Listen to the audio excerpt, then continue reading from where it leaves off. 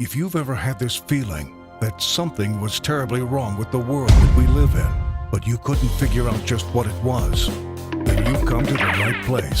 Secret societies, mystery religions, and the Illuminati have been controlling our reality since the beginning of time.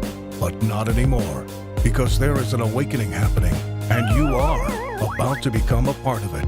Wake up, because this is a call for an uprising.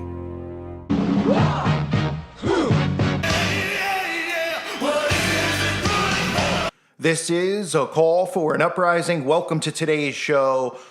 War, what is it good for? Well, just ask the elites, because the elites know what it's good for. It's good for them and it's bad for everyone else. Now, when people think about war, and obviously I'm referring to what's going on in Ukraine with Russia invading Ukraine, and what this possibly means, because people hear this stuff, especially here in America, and they go, well, it's so far away, who really cares? Why does our government get involved and all that stuff? And of course, they use the defense that they want to defend democracy, right? Democracy is at stake, even though there's no democracy in America anymore.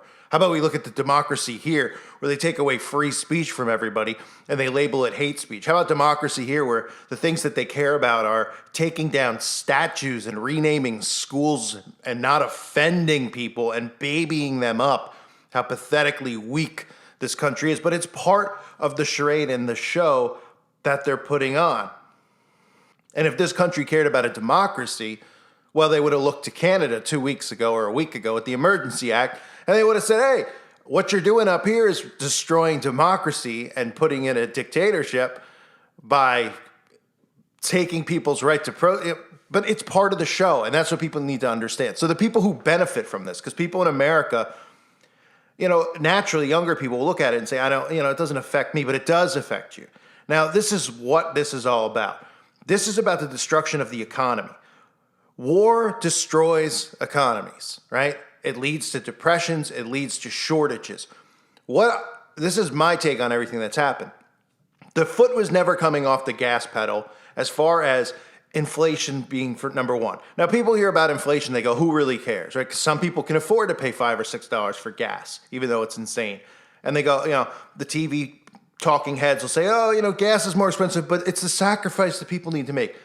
What inflation causes is shortages. It causes food backups because the truckers can't get enough food into the stores because gas prices are so high, things like that. And of course, this has to do with a lot of different agendas, right? Number one, our country is dependent on gas from other countries, which was deliberately done because they're deliberately doing this. This, again, like I said yesterday, Biden's doing this because he's playing a role. He's playing the role of the incompetent old bag who doesn't have a clue, right? So instead of us being dependent on ourselves and having oil, our own oil, we're dependent on Russia, right? And Russia will cut the supply. Thus, it'll cause shortages on the shelves here. Thus, it'll cause people having trouble filling up their tanks, right? Now, don't forget what they want to do worldwide for 2030 is they want everything to be green. They don't want it to be green because they care so much about the air and all that stuff because they're the ones who pollute it and do it. They want more control. Electric cars mean more control. You're running on a power grid. You're no longer running on gasoline. You can no longer escape. Even though, you can't really escape, but you know what I mean, right? We had 75 commercials during the Super Bowl that were pushing that. What's come from it is that they see the statistics and the data that more people are not going green or not going electric. These types of things lead to those agendas being fulfilled. Now, on top of it is they want everyone to be broke, right? Because the only way they can bring in this whole own nothing and be happy, the World Economic Forum garbage, is by bringing in, like they even said themselves, an angrier world. We know is that we will end up with many more unemployed and particularly also people in the gray economy, which are not counted for, who lose their jobs. So we will see definitively a lot of anger already now, but probably increased by the end of the year. Because this crisis will be with us until we really have found a remedy. So we have to prepare for a more angry world. and how to prepare. It means to take the necessary action to create a fairer world, to see that we provide everybody with decent access to the health system, that we make sure that those people who are really left behind, and I'm not speaking only on national levels, I'm speaking also internationally. If I see now the tragedy in some of the emerging countries like South Africa, like some countries in East Asia, I think it's all, I don't have too many remedies. The remedies have to be discussed through dialogue by the stakeholders of our global system. But I just see the need for such a dialogue, and I see the need for action. I see the need for a great reset. So what this means is inflation will cause everything to pop. Once it pops, they can bring in the new currency, right? They can bring in and restart. They have to destroy the economy first. War destroys the economy. What we saw with the one-niner was something we've never seen before. People say, well, oh yeah, 100 years ago, they had these types of outbreaks and things like that. So it's nothing new under the sun. No, it is something new under the sun. Because what they were doing was they were also watching how people were responding. Because unlike 100 years ago, every single person is on social media. And the government is monitoring everything that everyone's saying so they can feel a pulse of the people while they're experimenting on the people. And they noticed that people were finally starting to push back after 2 years. And they said, well, we have to continue on. They already knew they had other plans in place to get to where they need to get. What comes after enough push and enough push and enough push about one-niner restrictions and shortages and people going, this is ridiculous, there shouldn't be shortages anymore? Bring in war. It's another excuse for shortages, and it's also another excuse for people to take their attention away from their own government, right? Because people were looking at their own governments and saying, you're the ones putting the restrictions on, you're the ones who are making people lose their jobs, you're the ones who are bringing in these shortages on the shelves, and we want answers and demands. With war, the attention goes away from your own administration and it goes, well, Russia's responsible, prices are high, because they want you to think that this whole stage and charade of war is coming from other countries being selfish, wanting power. They're all working with one another. They all want the same thing at the end of the day, which is a new world order. I know there are people who believe, well, Putin wants to stop a new world. There's all sorts of quote unquote conspiracies with this stuff. The one thing everyone needs to understand is that when you look at what their plan is, right, which they've told us over and over, the outbreak and things like that, it's bigger than depopping the world. It's bigger than that. It's about resetting and destroying, right? Shiva the Destroyer, Kali, whatever. All of these symbols and things they've talked about for years is about destroying and resetting. You cannot reset the economy without destroying the economy. You have to destroy the dollar. So this doesn't just mean gas prices are high and there's food shortages. It also means the economy tanks. You already see the effects on the stock market. Now, you might not be somebody who has money in the stock market. I don't have money in the stock market. I don't believe in that. It's just legalized gambling. But a lot of people will lose a lot of money, right? And it's about bankrupting people, making everybody lose everything, own nothing, and of course, they'll come in with the solution to all of this. Imagine a world where the richer you are, the less you own.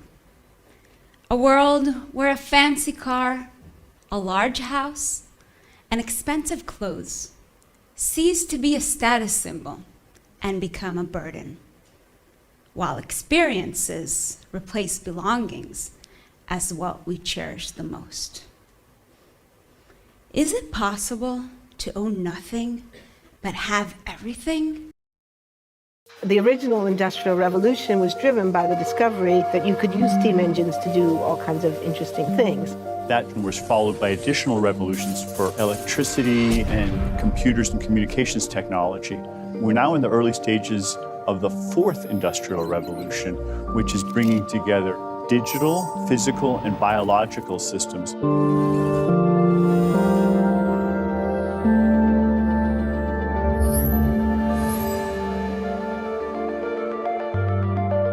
One of the features of this fourth industrial revolution is that it doesn't change what we are doing, but it changes us.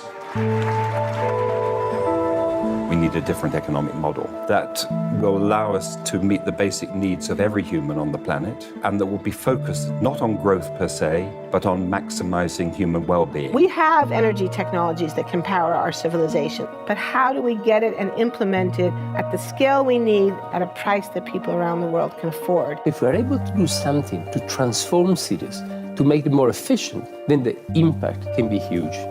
We can use asset tracking, we can use IT, we can use 3D printing to decouple growth from the resource constraints we have. The question of adding quality to quantity, it's really about a diverse, safe, healthy, and just world with clean air, clean water, clean energy. Together we are fighting to preserve our fragile climate from irreversible damage and devastation of unthinkable proportions. The prediction of 5 million jobs lost by 2020 to technology is serious, but the main question is, how will we define work? How will we share the wealth? How can you have a doctor that really knows a lot about data? How can you have a biologist that knows about medicine? We have to create a space that enables people to think freely, to think divergent thoughts, to think creative thoughts. We really need new education or new training. We're working with a World in Motion in FIRST Robotics, trying to encourage students from third grade all the way up through the end of high school to pursue science, math, and different technologies. It's this ability of digital technology to change outcomes, to truly empower people that can create a more equitable growth. Fourth industrial revolution has the potential to make inequalities visible and to make them less acceptable in the future. I was the first person in the world to be able to voluntarily move my legs while stepping in a robot. The cure will be possible if enough of the right people have the will to make it happen. We're seeing this incredibly exciting convergence of genome editing, DNA sequencing. Governments have a very important role to play in enabling the safe and effective use of technologies. We need to take responsibility at every level of society to adapt to these technological challenges, which are redefining what it means to be completely embedded in this world. Even though we have everyday problems we have to solve, we have to find a way to lay the foundations for the innovations of tomorrow. This has everything to do with going digital, right? With connecting with technology as well. Not needing to own anything anymore, that your memories and all these things can be saved in clouds. And this is part of what this plan is. People look at it and they listen to Fox News and they listen to the leftist people, and it's just a back and forth that keeps the left and the right divided, right? The right's like, this would never have happened with Trump in power, a strong hand. And we get it. I get it. The liberal people are obviously all soft cupcakes who really have destroyed free speech like I said they would from the get-go, and they still will never come back and go, oh, maybe we shouldn't have tried to cancel culture people because now they're getting canceled themselves because they're just complete imbeciles and think that they're completely right about everything they say. They're the ones who are taking our rights away. So they're a detriment to the world, a disease really to the world. But at the same time, these people who are a disease to the world, well, they've already taken something that'll probably shorten and give them their own disease from the world. So what you're going to continue to see is not just those things that I mentioned, but also the cyber threats, right? Because what happens now is, how does America respond? Well, America responds by what? They have to protect democracy, so America has to get involved, right? That's the hypocrisy and the stupidity of it all. Because like I said earlier, the democracy here has been crumbling and destroyed. We don't have free speech anymore. Nobody even blinks about that. You could look up to Canada, or you could look below to Mexico, and you could say the same thing. Oh, well, we shouldn't have let Russia, we're concerned that they got to the border, and America should, that was a bad thing to do. Meanwhile, our borders are wide open. It's all part of the show, right? It makes the right mad at the left. It makes the left mad at the right because they still blame Trump for this stuff and the Russia's collusion. It's all a charade. And if people put their, if the liberal people put their cupcake feelings aside, and the people on the right stop being so angry about everything, and focus the anger towards who is doing this, then something could be accomplished. But unfortunately, these things are going to continue to cause left-right division instead of pointing fingers at Big Brother. And they felt heat coming towards themselves. The US government felt heat, and they feel heat still, but they're deflecting the heat, right? Inflation, all these things. Well, now because of war, don't blame us because we put restrictions in for the one-niner. They did this attack, so now we aren't going to have energy. We're going to have an energy crisis. We're going to have a gas shortage. We're going to have a food shortage. And it's all the same things that were involved with the one-niner. It's just a different thing to blame. Because the more things they keep building up, the more things to blame that they keep building up, right? From Russia to war to the one-niner, the more for people to accept it. It'll be easier to accept and say, well, all this stuff happened. It was tough, but I hate when I hear these people. They're like, well, but our relatives went through with the Great Depression. It just happens every once in a while. It happens on purpose because they deliberately do this. So this reset that they've told us about only can happen these ways, with the inflation destroying the economy. The war will destroy the economy. When America gets involved, which they likely will in some way, shape, or form, then Russia will come after America. And what people will think is, oh my gosh, we're going to have a 9/11 type of thing. In reality, it'll be power grids, like I said yesterday, cyber hacks, right? All done from within, from your own government, blamed on Russia, so that people here go, let's go get them. We got to go get them and defend our democracy. When it's your own government. They don't want the citizens looking at their own government, at their own central intelligence agencies. They want them looking at the boogeyman who they can never get to anyway because he's so far away. You can only see him on the TV. That's the whole point. Because if the citizens looked at their own government, then there would be uprising across all of these nations that are getting oppressed by their own governments. So they openly talk about resets. This is how they get these resets. And when America gets involved, I guarantee you grids will be shut off. And people are going to be like, where's the big grid shut off call that you're talking about? I don't expect the power to go out in the entire country. But you could there's definitely going to be territories that get shut down. And I wouldn't be surprised if Florida is one of the ones that they go after. Because they got all the people flocking to these certain states. Remember I said they smelled like honeypots? Florida, everyone going to Florida. Oh, there's no restrictions there. Everyone going to Texas. Right? Well, they wanted to lead people to these spots. So they'd be the perfect spot for a power grid shut off. Maybe they can come out with another variant a few weeks later, keep them all trapped and quarantined in these specific states. If not a state, in cities, certain cities that get targeted. That's what will come from this. And of course, there'll be more shortages on shelves. There'll be other people and other things to blame until they get to the point where they can reset everything, right? This has to do with the Antichrist, coming in peace, bringing peace to a world of trouble. They're the ones who are causing all this on purpose. It's biblical. They're doing this on purpose for that reason. So they're going to get their reset because the people are going to continue to fall for this stuff instead of looking at their government, or governments, I should say, in all these countries. And whatever America does to act, right, we'll set up what's next, which will be more and more of this nonsense. It'll be piled on. They weren't going to, people are like, well, we're not hearing about the one-niner anymore. I guess it's going away. It's not about the one-niner as much as it's about destroying everything. So when you're getting hit from all angles, from an outbreak, from a war, right? Other things to come. It's a total beatdown, which leads to a total reset.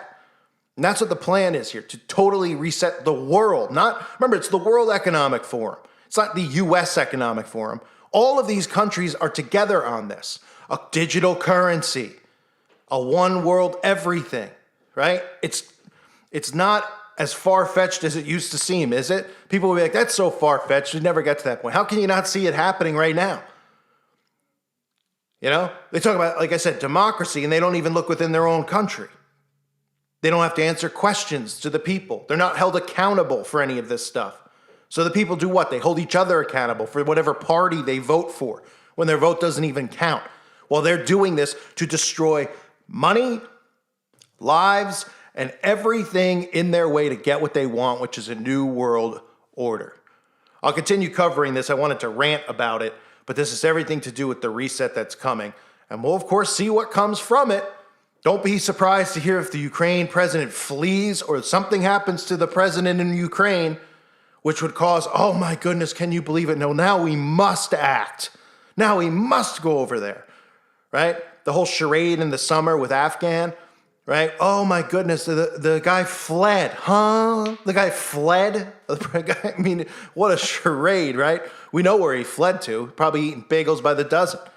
Well, you'll see the same thing here. Oh, we're going to stand and defend it. Well, then expect some false flag to occur where this guy's shipped off to Bagel Land or somewhere else, never to be seen from again, but perfectly fine, which will cause other countries to have to come in, right, and protect this small little land because Russia's going to take over the world. And people believe this nonsense and don't realize it's about destroying the people's lives, the citizens' lives around the world. And they will feel it in their pockets. They will feel it in their heads because the psychological war is always going on. And they'll feel it pretty much everywhere else they can feel. I thank you for listening to today's show. God bless all of you and your families.